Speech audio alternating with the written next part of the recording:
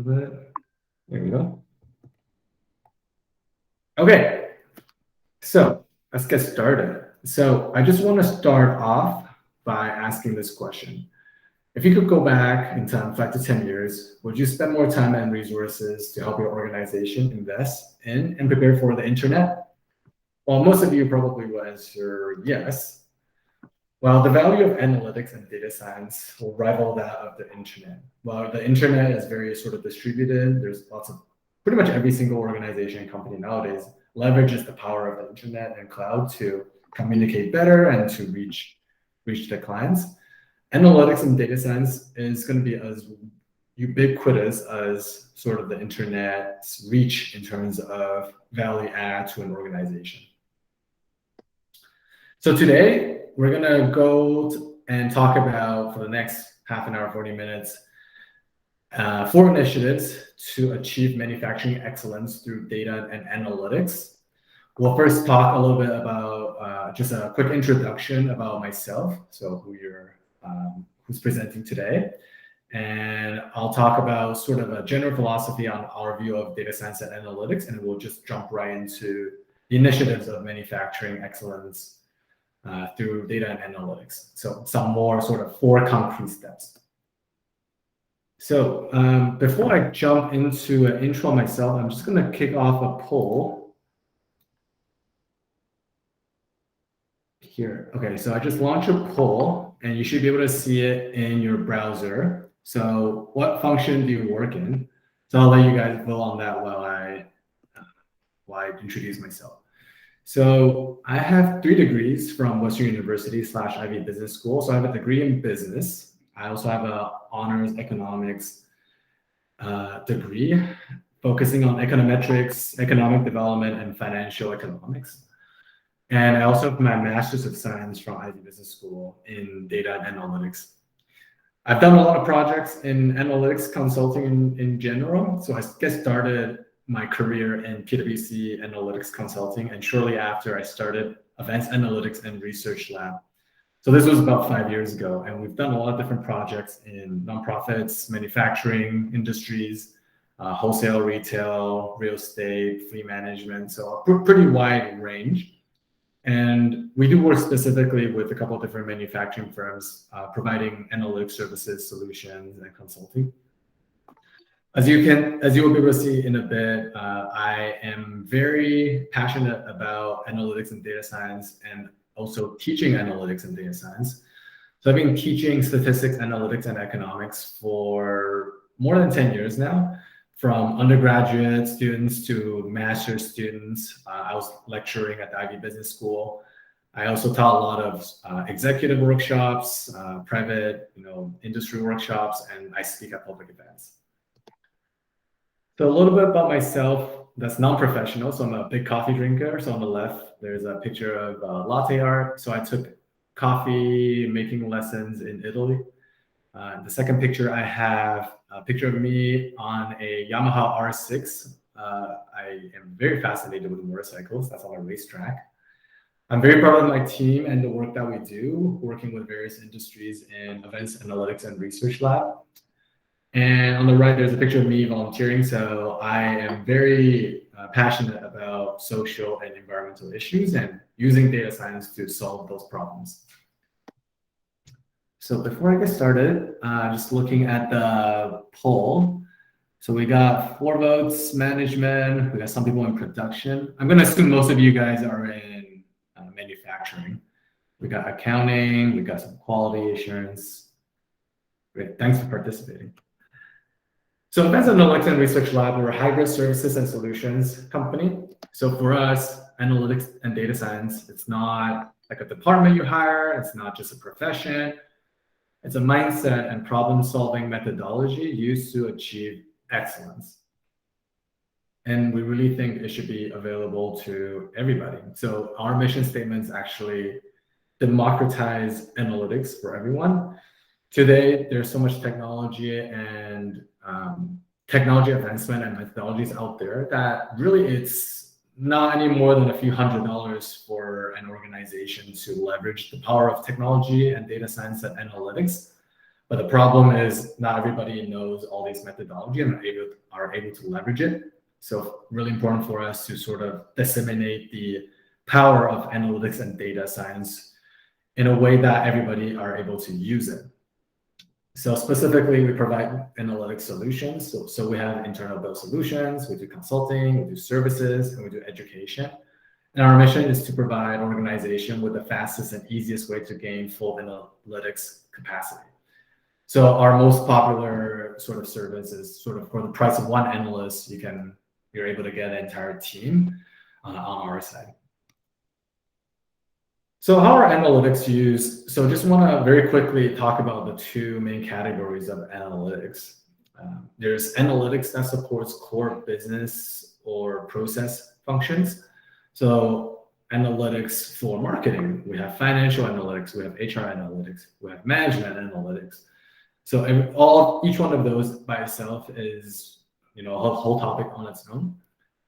There's also analytics for continuous improvement. So specifically for manufacturing, continuous improvement and lean manufacturing requires a lot of analytics, or even topics like Six Sigma. There's also a lot of automation that could be recurred. So any sort of analysis, reporting, decision-making, if it's repetitive, it could be automated using data science and analytics technologies. And then on the right, we have sort of analytics as a core business. So an organization could offer analytics to its client. And I want to separate those two because the way you deal with the problem and challenges and how you would leverage the technology is actually quite different between those two. And that's why we have it separated. So you can have, if you build products for your clients, maybe you're able to provide embedded analytics, you're able to provide data from those products to your clients. Or even if you're just providing sort of dashboard or analysis for your clients and things like that.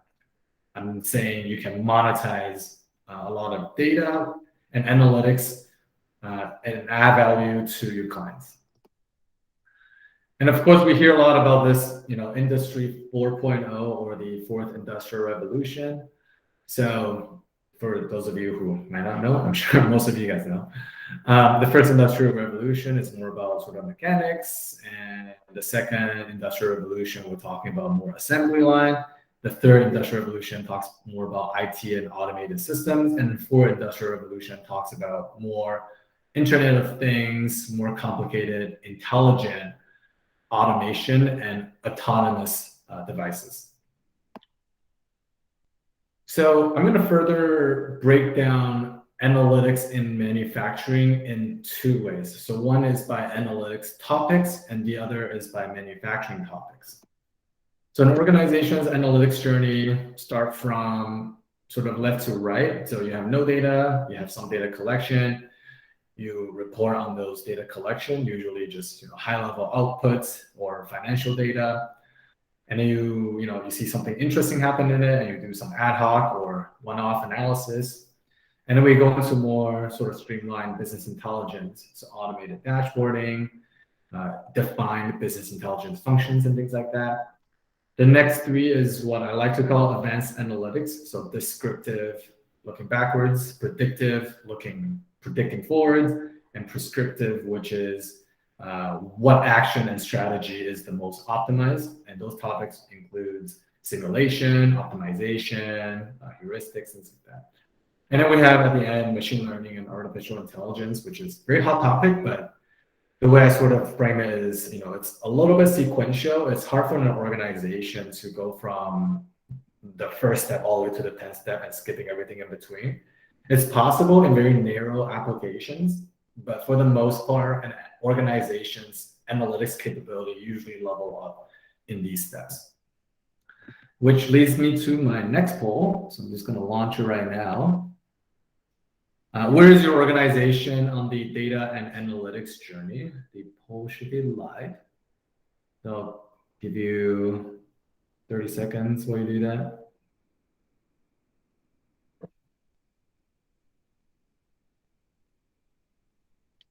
Just a little bit of context. So in sort of our perspective, most people that we've talked to, a lot of it is sort of in the first, let's call it first third of the steps. So has data, is doing reporting, has BI, and then a lot of organizations trying to get into more advanced analytics and automated reporting and very narrow applications of AI and machine learning, right? So I see, yeah, most people voted simple reporting within their organization, some with automated BI, a little bit with advanced analytics. So that's fairly, oh yeah, that simple reporting is growing. Yeah, so as you can see, it's fairly in line with what I said. Most organizations are in sort of these first third of the analytics journey. And as you go along this analytics journey, what at least what we've seen is ROI and sophistication increases as well. So you're getting a lot more sophisticated within your processes. You're able to understand what's going in, what's being processed, what's coming out, regardless if it's production or internal processes or even financial statements. And typically, the projects that we do, we're targeting 2 to 10x ROI within sort of 6 to 12 months payback. So as you can see, like for us, our analytics projects all about ROI. So we only do project that's has a return on investment, and usually it's in the multiples and not in the percentages. Okay. And then I'm going to break down the analytics topics for manufacturing a little bit fairly quickly, but while I do that, I'm just going to launch the poll for this part. So the poll is, where do you think your organization can benefit the most with analytics? So on the production side, we're looking at things like understanding process efficiencies, understanding where there might be bottlenecks, doing larger scale analysis to understand how are different variables correlated, whether incidents, defects, quality, people. Sometimes there's seasonality effects of production. How can we use data and analytics to find anomalies, eliminate waste, predict potential problem areas? Equipment's a big one. So, lately with all these supply chain problems, we hear a lot of issues with sort of, we have all these equipment, but we can't find parts to fix it, or, we can't even get people to come in to install it, things like that. So equipment, we're talking about sort of asset health, understanding breakdown, what are the costs, is it time for replacement, what is the start time or shutdown time, things like that. People, we're talking about scheduling, safety records, efficiency, training, even morale of the people who are working on the different production lines. Safety, definitely safety reporting and make sure the records are up to date, but also to understand, okay, what are root causes? Can we do analytics on a larger factory? What are the short-term and long-term prevention techniques and interventions we can put in? Cost. So obviously cost and financials, at the end of the day, every business is measured on financials. So what is the ROI per line? What is the cost breakdown? Are you measuring labor cost per unit, per part, per line, things like that? Inventory optimization. So understanding, how much inventory to have. And, if it's too much, then you're wasting money on working capital. If it's too little, then you might have, production shortages. Understanding supply chain. Are you sharing information within your horizontal and vertical integration? Delivery and fleet management. So understanding, on-time delivery, understanding if you own trucks, how are these trucks in terms of asset health? Are the drivers being safe? Are they being efficient in terms of routing, things like that? Product development, so understanding product feature from the customer's perspective, doing testing and understanding the quality of your products within, is it within tolerance, things like that. So I mean, I can talk for each one of these topics probably at least for an hour for sure, but today we're going to keep it fairly high level. Just going to look at the poll answers. Where do you think an organization can benefit most with analytics? We got 5 votes on production, 3 on cost, 2 on inventory, and 1 on people.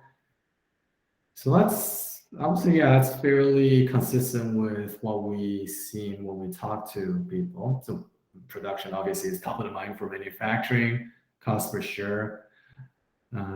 Supply chain nowadays is a big topic. And yeah, so that makes a lot of sense. I'm surprised actually not a lot of people say equipment. Usually we get quite a few on understanding equipment, health, and maintenance and costing. So if you have all these information from all these different silos, whether it's production, HR, incidents, morale, defects, if you're able to then integrate all of them into like a centralized repository, sometimes people call that center of excellence, people call it data warehousing, people call it central repository, central dictionary, doesn't matter what it's called. If you're able to put all that into one place, streamline it, and actually send out information, analyze that on a sort of large scale data set, that's where a lot of interesting things happen as well. So we've done a couple of projects like that. So where do you find value? So we get asked this all the time, right? What is the value of data science and analytics? So first off, it's just knowing, right? So employees go from sort of sophistication 0 to 100. I think this happened, or I don't even know what happened, to I think this happened, to I know this happens. Let's say, defects happen 78% of the time within this one line or one cell.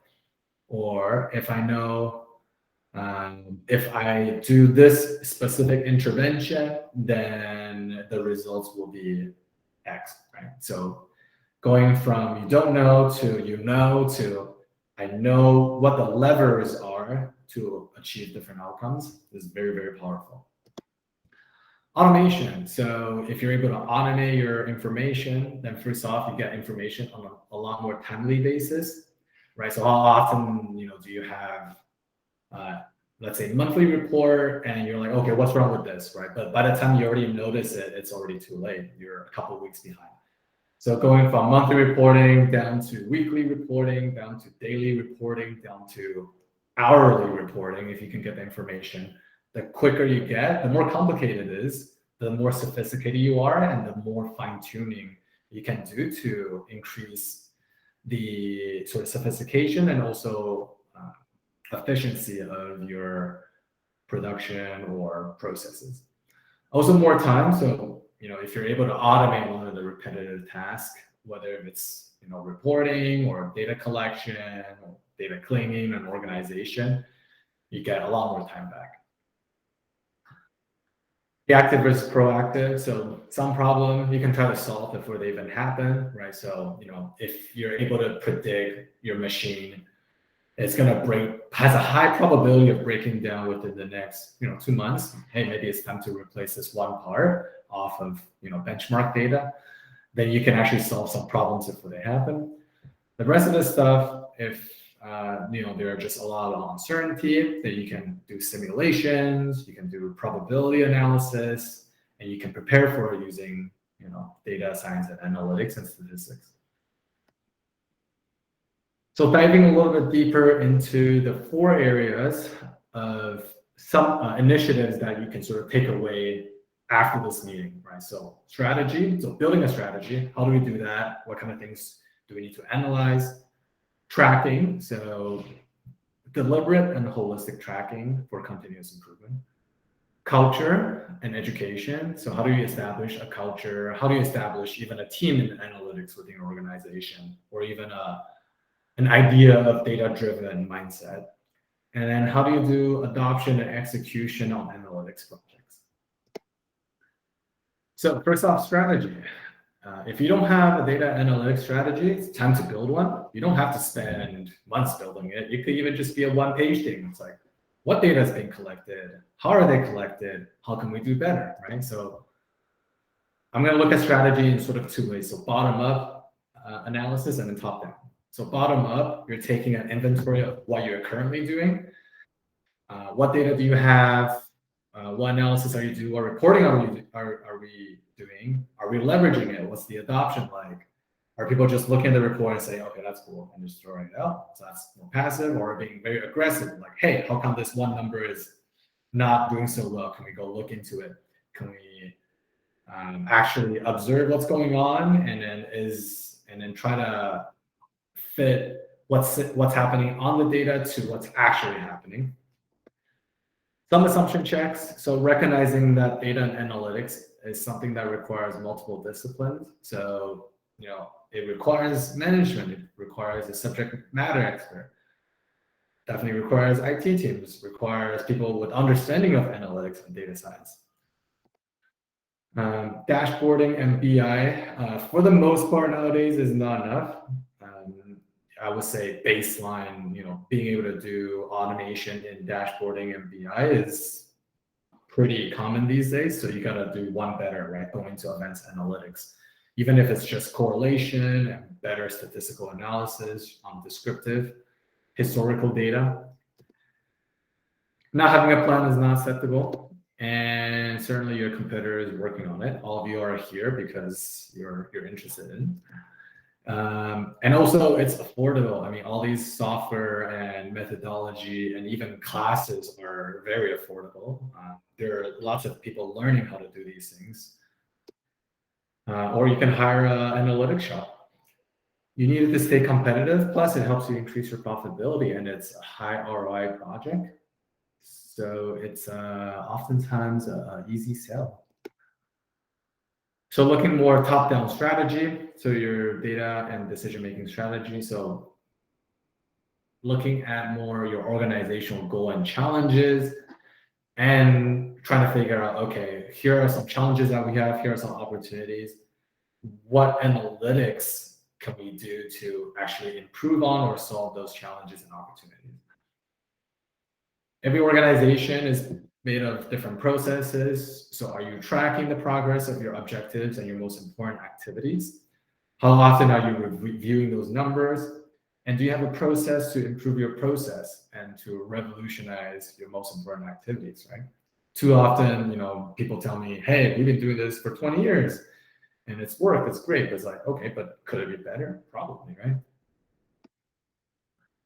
So here are just a couple of components when it comes to data analytics strategy. So usually I just break it down sort of data, right? What are you collecting? How is it being stored? How is it being utilized? Make sure the security, privacy, governance is in place. Analytics, so finding out where the low-hanging fruits are. I would suggest if you're building an analytics roadmap for the next 12 months, come up with a list of 5-10 different ideas, combining that, talk to different people, and then pick, okay, here are the top 3 things we think we can make the most differences at.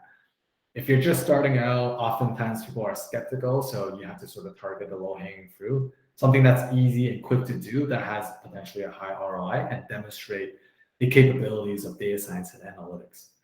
There's a ton of opportunities, whether if you're a small, medium, large organization. Do you know what they are? Well, if you don't, make sure you do. And if you do, then how are you solving? And the last piece is the people. So certainly, you have to be, it's very difficult, I find, if you want to launch an analytics initiative, if it's not well supported by the management team, it usually doesn't do very well. So really make sure that you have some sort of buy-in and understanding from the management team on what you're working on. It doesn't need to be management, it could be like department heads and things like that. And there are different ways to then start, if you want to get more sophisticated, how are you hiring your analytics team? How are they helping out your other functions? So oftentimes we have like centralized analytics team, decentralized analytics team for each department, or we have like a federated or hybrid approach where you have a centralized analytics team, but then you sort of lend them out to the different departments. Balancing defensive and offensive analytics strategy. So defensive, you're more trying to minimize downside risk, and you're focusing more on the organization, whereas offensive, you're focusing on proactive and creative use of data. And not to say you always have to be more offensive in terms of strategy, but there are certainly different industries have different focuses when it comes to their data and analytics. banking, oftentimes a lot more focus on, security and privacy. Whereas if you're a tech company, you're very aggressively trying to leverage your data. And there's also sort of passive and active, sort of similar. So passive, you're only using data when it's needed, right? You're pulling customer or transaction information. You're using it when you're using your data and reporting on it when there's an issue, but you sort of ignore it when everything is fine. Whereas active is, hey, you're actively, recurrently, every week, every month, looking at your information, see what other opportunities you can find, looking to reduce waste, improve processes, thinking of new ideas, things like that. So just from our perspective, especially in Canada, we think a lot of organizations are much too passive and defensive with their data and analytics, right? So let's change that. Let's be more active. Let's be more offensive. Let's go and try different things and, take some risk. And, oftentimes it's not very expensive to get started. And I always say, what is the risk of doing an analytics project if it's, $5,000, $10,000? The worst case scenario is you learn something really cool and you're able to use that knowledge for other things. Best case scenario, you can fundamentally change your organization and how you do things. So generally, I would say, yeah, very, very cool opportunities out there. And especially if you think about how technology improves, right? So there's this like exponential curve, right? The growth of technology is accelerating, and there's this like Moore's law, right? I think it's 18 months, technology doubles in performance, or the cost of technology halves every sort of 18 to 24 months. So technology grows at exponential curve. If you're proactively investing in that data and analytics and you're growing with it, trying to stay close to the bleeding edge. If you're passively investing in data analytics, then you're not going to be as ahead. And then if you're just not investing at all, you're even slower. But if you look at the vertical lines, right now we're in 2020, people are investing in analytics more and more in the past 10 years. And that gap between the ones who do invest and the ones who don't, the gap actually gets bigger and bigger, because on even a per person or per product basis, you're growing 1%, 2%, 3% every year, but that gap just gets bigger and bigger. What does analytics do for management? Provides information for blind spots. So it's just a little bit of a recap. Deals with potential problems proactively. Helps you find key leverage to drive bottom line. That's not obvious without deep pattern recognition. Cuts down time through automation. And more importantly, help you ask more questions and discover deep patterns that can be recognized using surface sort of high-level overview numbers. Just gonna pause here a little bit, see if there's any questions. No. Yeah, so if you have any questions, by the way, just leave it out in the chat, and I'll try to answer as we go along. But we'll have a Q&A at the end. All right, the second initiative, deliberate data tracking and reporting for continuous improvement. So how do you define your metrics and KPIs? I like to use systems or design thinking for this. So in design thinking, all of your activities within an organization are linear or circular. So every activity is either sort of a linear process, input, process, something happens to the input, and then there's an output, whether it's a production line or a person taking data, transforming it, outputs a report to the management team. And then there's also circular things, which is like more of a feedback loop. So, in management or in marketing, sometimes it's feedback loop, or actually, let's say quality assurance, right? Hey, you're looking at the quality of your data, you're analyzing it, and you're like, oh, hey, let's tweak this one little thing. Okay, you tweak the process. Now something else happens, and then you go tweak it again. So that's a sort of circular feedback loop. But basically, everything within an organization could be measured. For the most part, people only measure the output, so what's happening at the end. And so often we hear like, oh, like our organization, sometimes a bit of a black box. I don't know how much time people are spending on this one activity. I don't know what the actual cost of building this product is. So it's more estimated or targeted or things like that. So as you increase in sophistication, you're increasing you're measuring the input, the process, and the output. So every step along the way, from beginning to the end, you're able to measure it, and you can spot ways to improve once you start measuring. There's that famous quote, it's like you can't improve what you don't measure, right?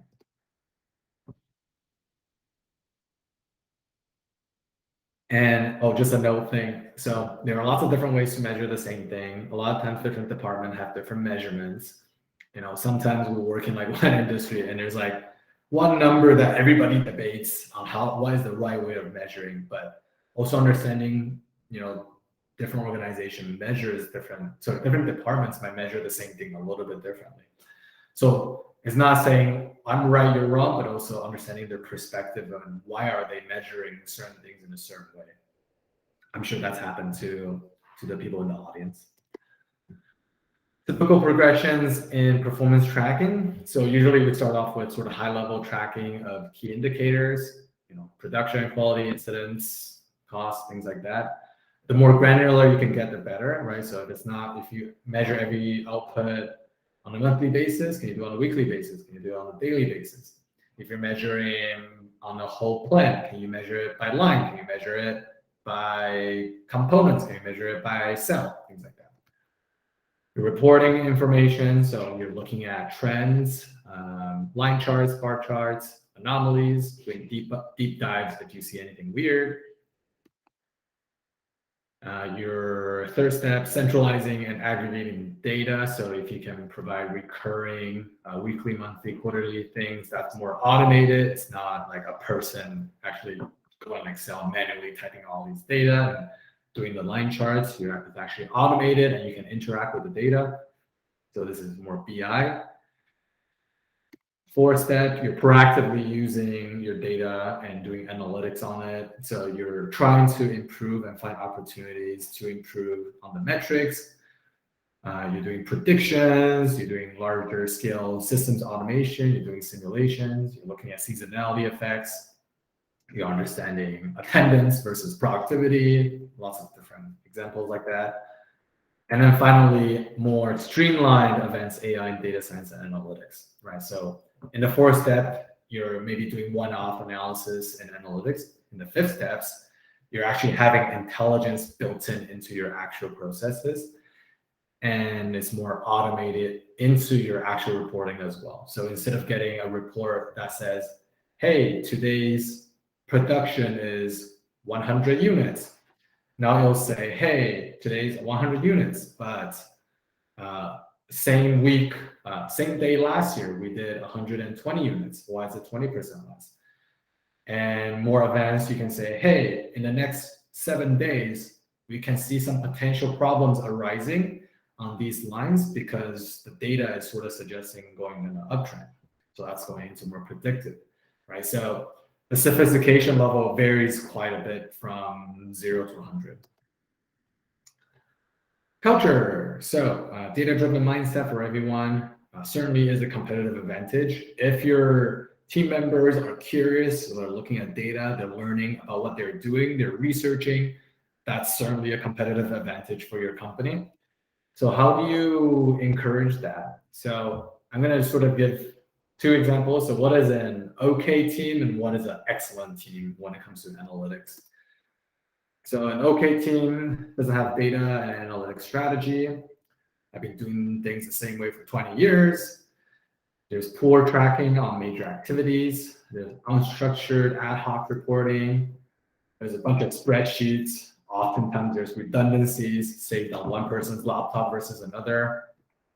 There's no process for continuous improvement. There's no learning and development program, and there's no mandate to invest in R&D research or learning. And there's no dedicated person or team for intelligence.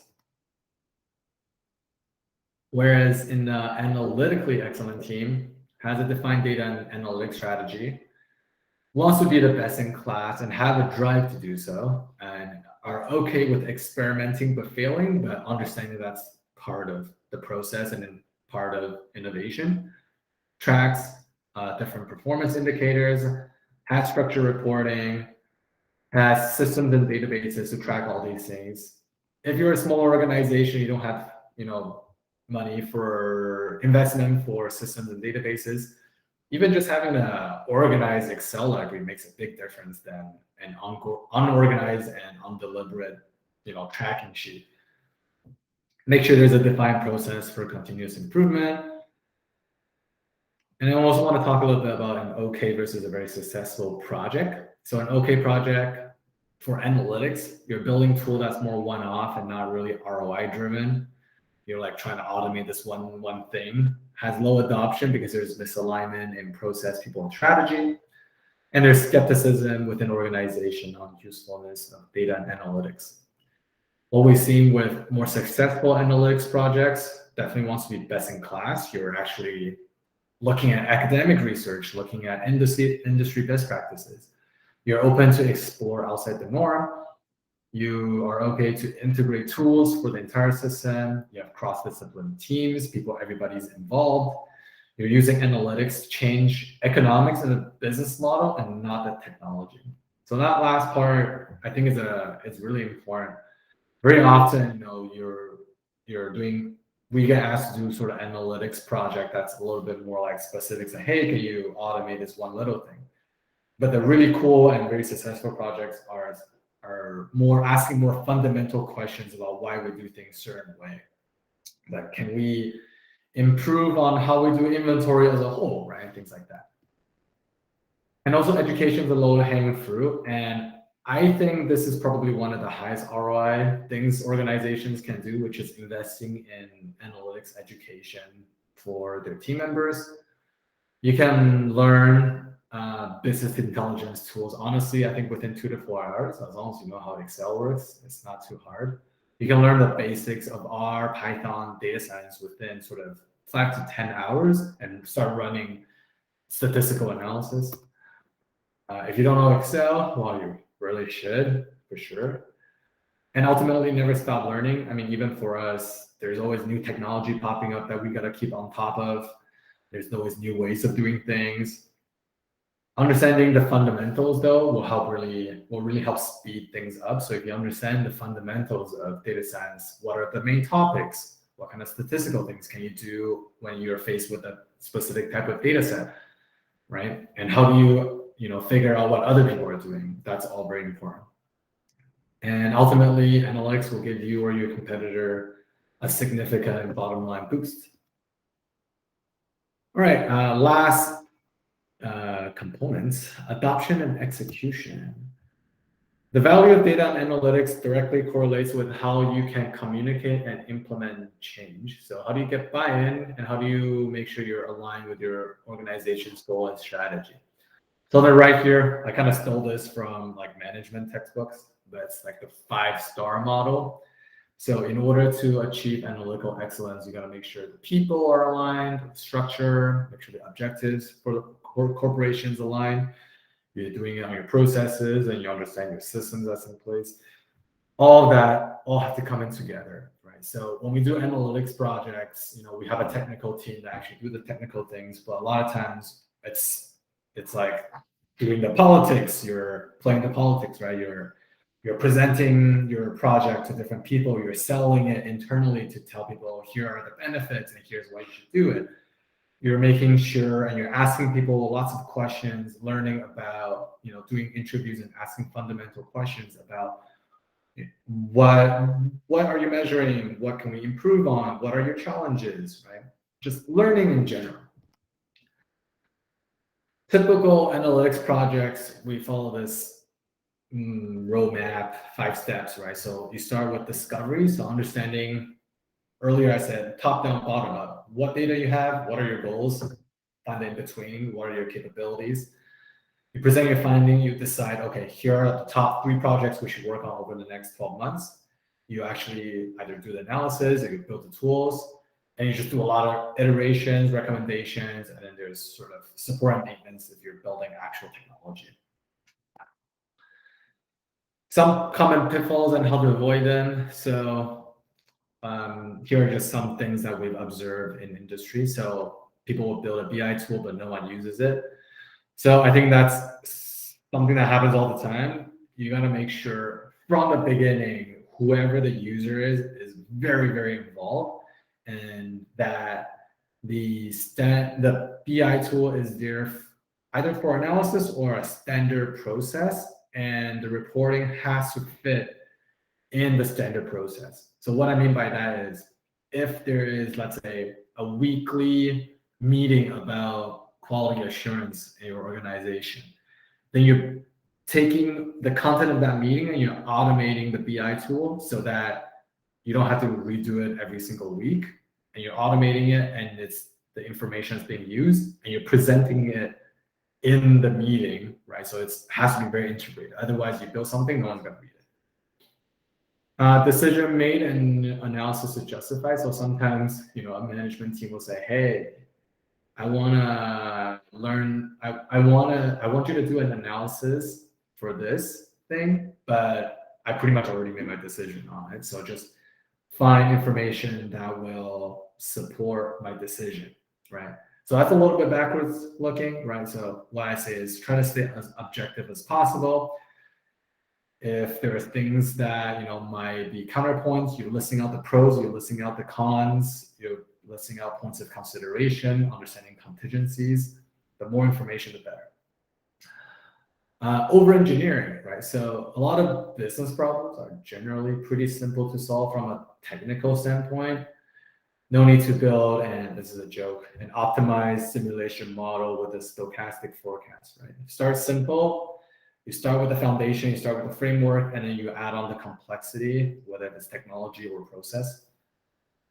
And at the end, the lack of understanding of data science and analytics. Try to engage in cross-education and training, be open to conversation, and recognize the importance to understand analytics from top to bottom. So it is 12:46. I'm just going to close it off. Advanced Analytics and Research Lab, we work with different organizations to help them level up analytics. I'm very excited that all of you guys are here with us today. Please help us out. Follow us on social media. Tell your friends and colleagues about the work that we do.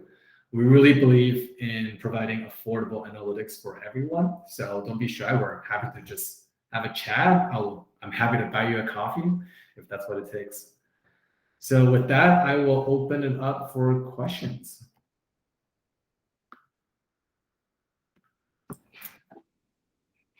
Okay. Let's see it. Iris, are the slides going to be distributed? Yes, we will send the slides as well as the video.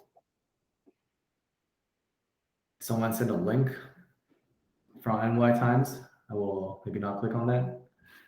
CNENS, how do you approach manufacturers who are especially in the SMEs and do not have enough data to work at? Yeah, so that's a great question. We do work with smaller shops. We work with shops as small as sort of 25, 30 people to one of our clients, Toyota. So that's like 10,000 people. So on a smaller shop, if you don't have enough data, then yeah, number one is figure out what data you should be collecting. And of the data that you have, what are you doing with it?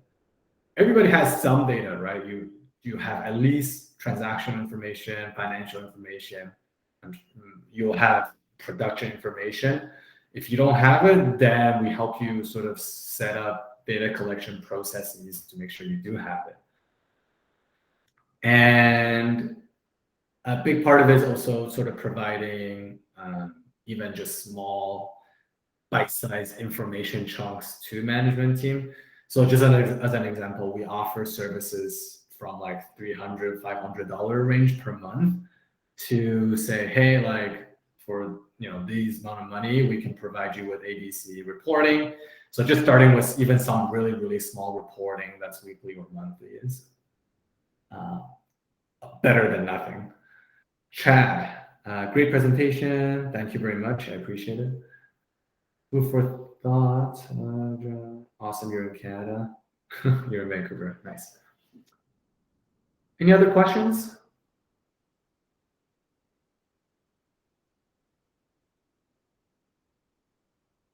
Mark, covered a lot of ground. What do you think is the biggest Biggest challenge to get started. The biggest challenge oftentimes we see is mindset, right? Like everybody, will have some excuses. Oh, we're too busy. We don't have enough data. We sort of already do that in house. We have reporting in house. So mindset, I will say, is number one. Our mindset is, learning. So no matter where you are, there's always areas of improvement. And if you want to be the best in your industry, that's the mindset you got to have. So, we like to work with people who wants to achieve excellence in their job and then for their organization. And once you have that, then it's pretty easy to get going. Iris, I want to see some demo of data pipeline and dashboard. Yeah, we're happy to do that. Book a meeting. Michael's here. I'm here. You can find me on social media, or actually all the emails I think we sent out has our emails on there. Beyond education, what are some strategies for combating skepticism from stakeholders? That's a great question. Generally, I would say it's between education and actually being able to run a pilot. A lot of times, like you can say, okay, like, actually doing work, and this might be, whether, sorry, who was that? Zachary. So sometimes it might be, you just need to spend a few hours outside of your work to actually do some research and figure out, hey, here are some top 3 opportunities. Here's the benefit, here's the cost, and actually pitch it to your management team or stakeholders. And then once you have able to pique their interest, or what we like to say, like the aha moment, then you go into, hey, can we do a pilot for really, really low price? Just give me a little bit of money. Let me prove it out. And then if that's a success, then you have a way in. Barb, thanks for the presentation. Thank you very much. Kathy, thank you for coming. Cool.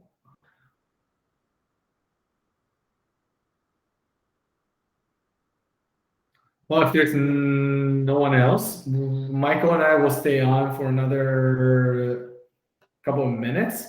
But if you want to, actually, you can go off mute, and if you want to chat, we'll be here for a little bit. So thank you all for coming, and I will officially conclude the session. Cheers. Thank you, guys. Not sure if people are able to hear me, but if you are, thank you. Thank you.